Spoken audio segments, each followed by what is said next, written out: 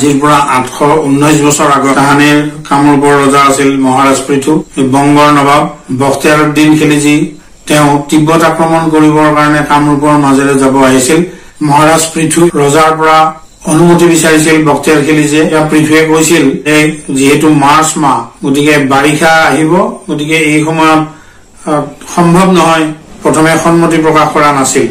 তাৰ আগতেই বখতিয়াৰুদ্দিন খিলজীয়ে আলিপুৰদুৱাৰ আৰু বৰ্তমান জলপাইগুৰি আৰু বিহাৰলৈকে সেই এলেকাটো মানে তেতিয়া কামৰূপৰ অন্তৰ্ভুক্ত আছিল, আৰু সেইকাৰণে এই বিশাল কামৰূপ দেশৰ সেই জলপাইগুৰি আৰু আলিপুৰদুৱাৰৰ সেই অঞ্চলটোত মেচ কছাৰী, কোচ এইসকলৰ সৈতে মিত্ৰতা হৈছিল বখতিয়াৰুদ্দিন খিলজীৰ। আৰু মেচসকলৰ যিজন মুখিয়াল ব্যক্তি, তেওঁৰ নেতৃত্বত এছাম মেচ কছাৰী লোকে বখতিয়াৰ খিলজীৰ লগত সম্পৰ্ক ঘটি তেওঁ ইছলাম ধৰ্ম গ্ৰহণ কৰিছিল। আৰু বুৰঞ্জীত সেইটো উল্লেখ কৰিছে আলী মেজ বা আলী দা মেজ।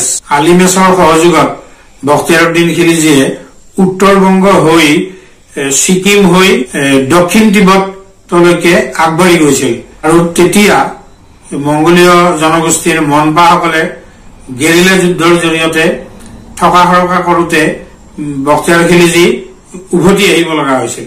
এই উভতি অহাৰ পিছতহে তিব্বত অভিযান সম্পূৰ্ণ কৰিবৰ কাৰণে তেওঁ কামৰূপৰ ৰজাৰ পৰা অনুমতি বিচাৰিছিল। এই অনুমতি দিয়া নাছিল মহাৰাজ পৃথুৱে, যিহেতু অশ্বাৰোহী সৈন্য 10,000 আৰু 22,000 পদাতিক সেনা লৈ তেওঁ যিহেতু আগবাঢ়ি আহিছিল, সেইকাৰণে তেওঁ কৈছিল যে নহয়, মোক ৰাস্তাটো দেখুৱাই দিয়ক, তিব্বত অভিযানটোৰ কাৰণে মই যাম। বহু ৰিকুৱেষ্ট কৰাৰ পিছত মহাৰাজ পৃথুৱে ৰঙিয়া, তামুলপুৰ, চাংদ্ৰুপ, জংকাৰ হৈ ভূটান সোমাই ভূটানেৰে তিব্বত যোৱাৰ সেই ৰাস্তাটো দেখুৱাই দিছিল বুলি উল্লেখ আছে বুৰঞ্জীত। আৰু সেই মৰ্মেই সেই ৰাস্তাৰেই বখতিয়াৰ খিলজীয়ে সৈন্য বাহিনী লৈ সোমাই গৈছিল। কিন্তু তামুলপুৰ পাৰ হৈ চাংদ্ৰুপ, জংকাৰ নাপালে সেই অটব্য অৰণ্য, শিলাময় পাহাৰ এই অতিক্ৰম কৰিব নোৱাৰিলে। আৰু ইতিমধ্যে মহ দাহৰ কামোৰত আৰু বিভিন্ন বেমাৰত আৰু খাদ্যৰ অভাৱত বহুত সৈন্য মানে মৰিল। গতিকে তেনেকুৱা এটা পৰিস্থিতিত তেওঁ উভতি আহিল। উভতি আহোঁতে বৰনদীৰ যিখন দলং, সেই দলংখন মহাৰাজ পৃথুৰ নিৰ্দেশ মৰ্মে সেইখন ভাঙি পেলোৱা হৈছিল। আৰু সেইকাৰণে এটা খলঠেকত পৰি বৰনদী যেনে তেনে অতিক্ৰম কৰি অহাৰ পিছত বখতিয়াৰ খিলজী সেনা বাহিনীক চাৰিওফালৰ পৰা ঘেৰাও কৰি ধৰি মহাৰাজ পৃথুৱে তয়ামা যুদ্ধ কৰি বহু হাজাৰ সৈন্য নিধন কৰিছিল। আৰু কোনোমতে শতাধিক সৈন্য লগত লৈ বখতিয়াৰ খিলজী পলাই গৈছিল। বংগতেই সেনা নায়কৰ হাততেই তেওঁৰ মৃত্যু হৈছিল।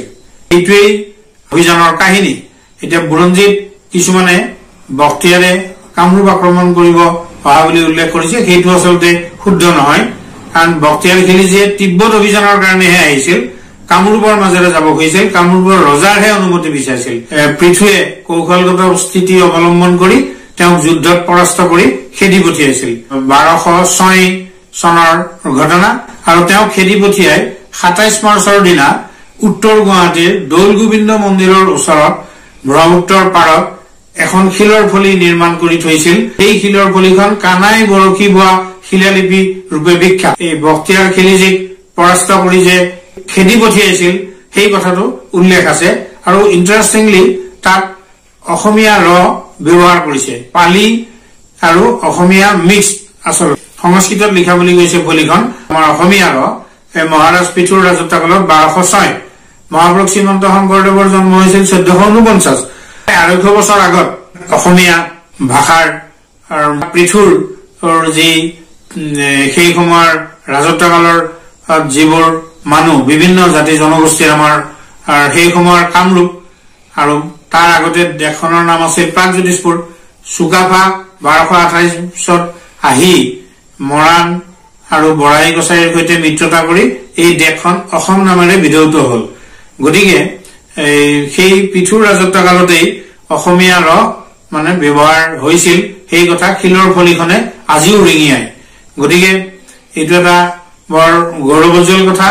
আৰু শত্ৰুক খেদি তাহানিৰ কামৰূপ আজিৰ অসমৰ স্বাধীনতা স্বতন্ত্ৰতা ৰক্ষা কৰা জাতি ৰক্ষা কৰা মানুহ ৰক্ষা কৰাৰ তেওঁৰ যি এটা মহৎ এটা ভূমিকা সেইটো যুগ যুগ ধৰি অসমীয়া জাতিয়ে নিশ্চয় শ্ৰদ্ধাৰে স্মৰণ কৰিব।